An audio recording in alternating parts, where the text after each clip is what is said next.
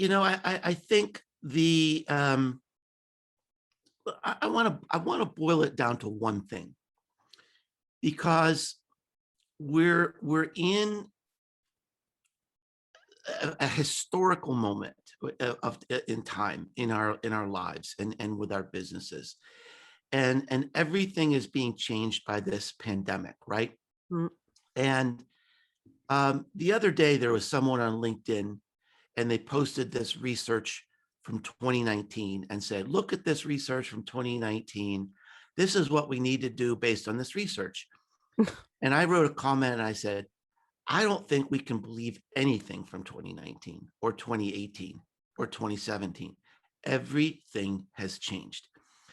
So the number one, I think, goal and perspective in marketing today has to be really to be humble, to just we need to reconnect with customers and get out there and watch what they're doing and listen to what they're doing, because they have been changed in millions of ways, both large and small. I wrote a blog post, Karine, recently that said we are entering the era of unintended consequences. And what I mean by that is that when we went into the pandemic, we guessed wrong on almost everything. You know, one of my favorite stories is here in America. We've got this huge store called Home Depot, and Mhm. this is where people can go to get things to fix up their home.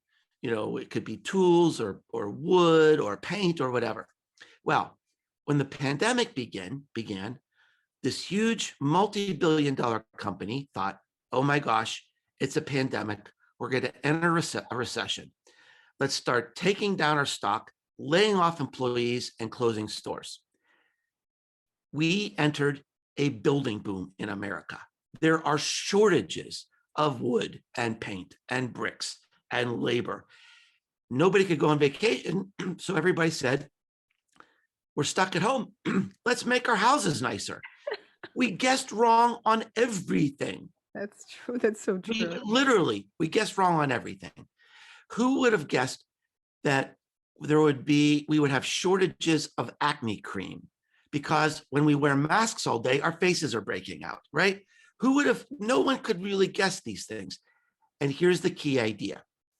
As we come out of this period, we're going to guess wrong on everything again, because we cannot even imagine how the world is going to be different. And let me give you one quick example.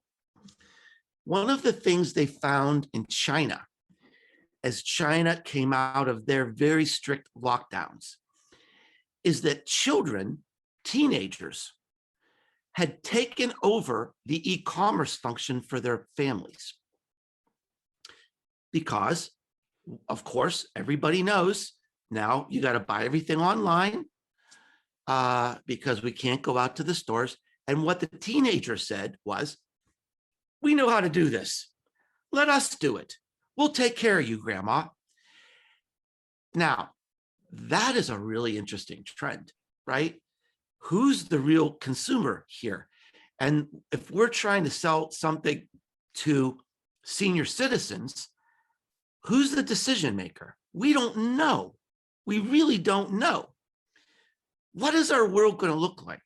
What are the long-term implications for little children today who are growing up in a world where they're not being picked up by people? They can't even see people's faces because everywhere they go, everybody's wearing masks.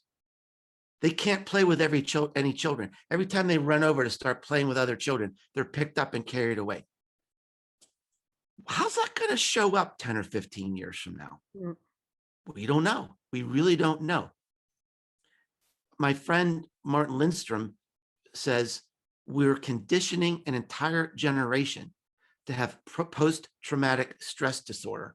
This is something that occurs to enlisted people when they're in a war, right? He's saying we're in a war. We're afraid every day. We're grieving every day. We're being rewired. So this is a time really to just be calm, stay centered, and really pay close attention to what's going on because lots of things are going to be changing.